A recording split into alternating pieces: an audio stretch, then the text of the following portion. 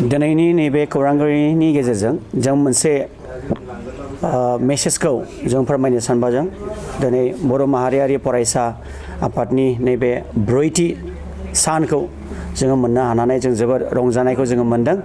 आरोबाव दिनैनि नैबे ओपन सेसननि गेजेरजों जों माखासे डिसिसनखौ जोङो लाबाय आरो बेनो जाहैबाय जोङो गाबोन Guwahati metro' district committee BONSU बेखौ जों गाबोनहाय आबुङै जों दानो थांगासिनो दङ। बेयाव फ्राय 200निबो बांसिन मानसिया गेदारिं जागोन आरो गाबोनहाय गुवाहाटी मेट्र' डिस्ट्रिक्ट कमिटिखौ जों आबुङै जों दाफुंनानै जों हैगोन आरो बेजों लोगोसे नेक्स्ट बे मान्थावनो जोङो आरोबाव गहपुर आरो सनितपुरखौबो जों आबुङैनो जोङो दाफुंनानै जों लाबावगोन।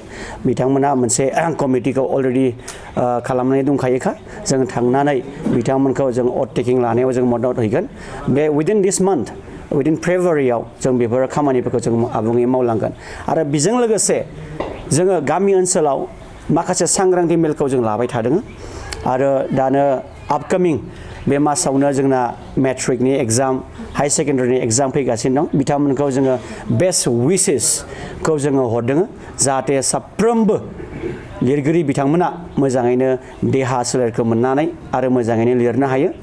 जोंनिफ्राय जों मोनसे विशेसखौ हरदों आरो बेजों लोगोसे फैबाय थानाय मासफ्राव आरोबाव जोङो सोनाब फारसे सेन्ट्रेलाव दिल्लीयाव मोनसे इउनिटखौबो जों दानो जोङो थागथियारि जाबाय।